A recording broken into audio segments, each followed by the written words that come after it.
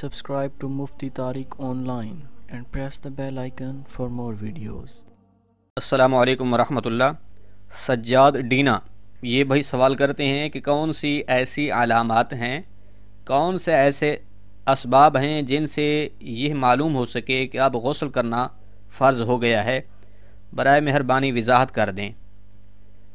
تو دیکھیے 5 امور ایسے ہیں کہ اگر وہ کام ہو جاتے ہیں تو ان کے بعد غسل کرنا فرض یا بعض فقہا جیسے کہہ دیتے ہیں کہ واجب ہو جاتا ہے۔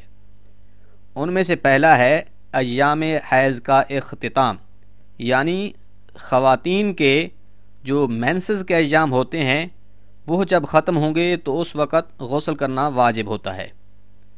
اسی طریقے سے دوسرا نفاس ہے، مطلب کہ جو بچے کی پیدائش کے بعد بلیڈنگ ہوتی ہے اس کے بعد یوں سمجھیے کہ وقتی طور پر ایک عورت پر ناپاکی طاری ہوتی ہے، جو ہی نفاس ختم ہوتا ہے تو تب غسل واجب ہو جاتا ہے۔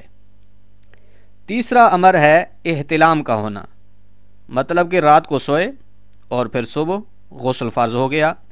اس میں شرط یہ ہوتی ہے کہ صبح جاگنے پر اگر اپنے کپڑوں پر تری پائیں اور پھر غالب یقین یہ ہو کہ یہ احتلام کے ہی قطرات ہیں، کوئی اور پانی وغیرہ نہیں ہے، تو پھر اس وقت غسل واجب ہو جاتا ہے۔ ایسے ہی غسل کے واجب ہونے کا چوتھا امر دخول ہے، یعنی کہ انسان اپنی بیوی کے ساتھ ہم بستر ہوا، اب اس میں چاہے ڈسچارجنگ ہو یا نہ ہو، اگر دخول کیا ہے تو اس میں غسل فوراً واجب ہو جاتا ہے۔ اور 5واں امر غسل کے واجب ہونے کا یہ ہے کہ جاگتے میں اگر شہوت کے ساتھ احتلام ہوتا ہے تو اس سے بھی غسل واجب ہو جاتا ہے، لیکن اگر کسی نے وزن اٹھایا ہو اور بالفرض اس کے قطرات خارج ہو گئے ہوں تو اس سے پھر غسل واجب نہیں ہوتا، کیونکہ جاگتے میں غسل کے واجب ہونے کی شرط ہی یہی ہے کہ لذت کے ساتھ یا شہوت کے ساتھ انزال ہوگا، ڈسچارجنگ ہوگی تو غسل واجب ہوگا، ادروائز نہیں۔ تو یہ 5 اسباب ہیں جن کی وجہ سے غسل واجب ہو جاتا ہے۔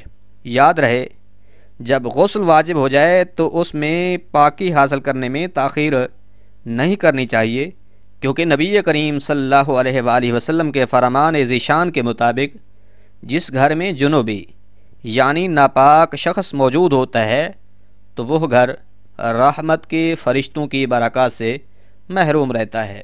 امید ہے بات سمجھ آ گئی ہوگی۔ اللہ عمل کرنے کی توفیق بخشے، آمین۔